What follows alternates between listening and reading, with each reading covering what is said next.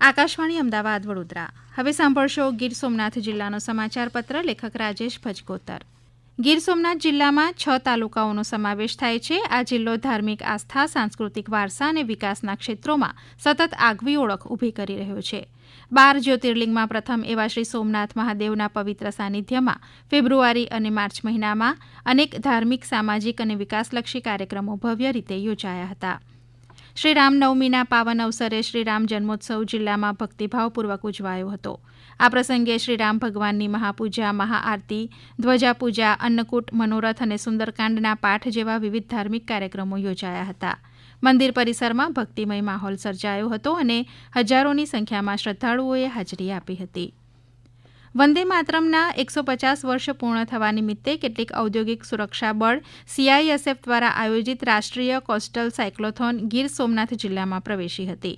સાયકલિસ્ટે પ્રથમ જ્યોતિર્લિંગ સોમનાથ મહાદેવના દર્શન કરીને રાષ્ટ્રીય એકતા, સુરક્ષા અને જનજાગૃતિનો સંદેશ આપ્યો હતો. શિક્ષણ મંત્રી ડોક્ટર પ્રદ્યુમન વાજાએ કોડીનાર તાલુકામાં વિવિધ ગામોની મુલાકાત લીધી હતી. તેમણે ખાટલા બેઠક યોજીને ગ્રામજનો સાથે સીધો સંવાદ સાધ્યો હતો અને સરકારની વિવિધ યોજનાઓ વિશે માહિતી આપી હતી. સરખડી, વેલણ, છારા અને અરણેજ સહિતના ગામોના લોકોની સમસ્યાઓ સાંભળીને તેના ત્વરિત ઉકેલ માટે માર્ગદર્શન આપ્યું હતું. આ સાથે જ 7 કરોડ રૂપિયાથી વધુના વિકાસ કાર્યોનું લોકાર્પણ અને ખાતમુહૂર્ત પણ કર્યું હતું. પ્રધાનમંત્રીશ્રીના માર્ગદર્શન હેઠળ ઉજવાયેલ સોમનાથ સ્વાભિમાન પર્વ બાદ મહાશિવરાત્રી પર્વે જિલ્લામાં ભક્તિ અને શ્રદ્ધાનો અનોખો માહોલ સર્જાયો હતો. દેશના વિવિધ રાજ્યોમાંથી લાખો શ્રદ્ધાળુઓ સોમનાથ ઉમટી પડ્યા હતા. યાત્રિકો માટે રેલવે સ્ટેશનથી મંદિર સુધી પહોંચવાની તેમજ ભોજન પ્રસાદની ઉત્તમ વ્યવસ્થા સોમનાથ ટ્રસ્ટ દ્વારા કરવામાં આવી હતી. વેરાવળ ખાતે સાંસદ રાજેશ ચુડાસમાના હસ્તે ગાર્ડનનું લોકાર્પણ અને શેલ્ટર હોમનું ખાતમુહૂર્ત કરવામાં આવ્યું હતું. આ કાર્યક્રમમાં સ્થાનિક આગેવાનો અને નાગરિકો મોટી સંખ્યામાં ઉપસ્થિત રહ્યા હતા. કેન્દ્રીય મંત્રી રાજીવ રંજન સિંહના હસ્તે વેરાવળ ખાતે ભારતના એક્સક્લુઝિવ ઇકોનોમિક ઝોનમાં માછીમારી માટેના એક્સેસ પાસનો શુભારંભ કરવામાં આવ્યો હતો.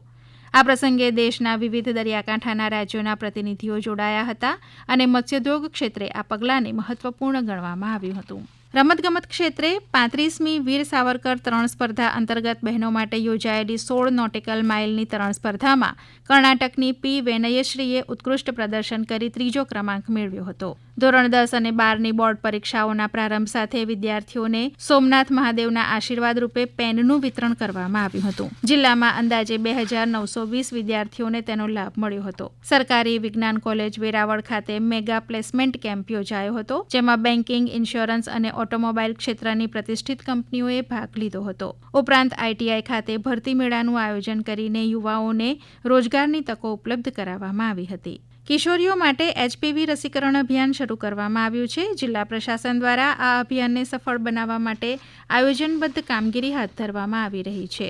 સાથે જ વ્યસન મુક્તિ અને TB મુક્ત ભારત અભિયાન અંતર્ગત વિવિધ જાગૃતિ કાર્યક્રમો યોજાયા હતા. સોમનાથ ટ્રસ્ટ દ્વારા પરંપરાગત રીતે વૈદિક હોલિકા દહનનું આયોજન કરવામાં આવ્યું હતું.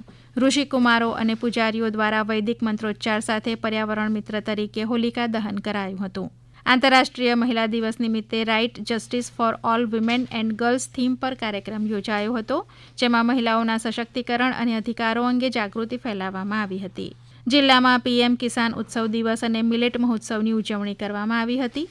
ખેડૂતોને સરકારની વિવિધ યોજનાઓ અંગે માહિતગાર કરાયા હતા.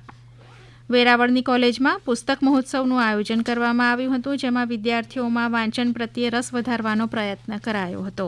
જિલ્લામાં કલેક્ટર દ્વારા રાત્રિસભા યોજીને નાગરિકોની સમસ્યાઓ સાંભળવામાં આવી અને સંબંધિત વિભાગોને તાત્કાલિક ઉકેલ માટે સૂચનાઓ અપાઈ હતી. આપ સાંભળી રહ્યા હતા ગીર સોમનાથ જિલ્લાનો સમાચાર પત્ર. લેખક રાજેશ ભજકોતર. પ્રસારણ આકાશવાણીના અમદાવાદ વડોદરા કેન્દ્ર પરથી કરવામાં આવ્યું.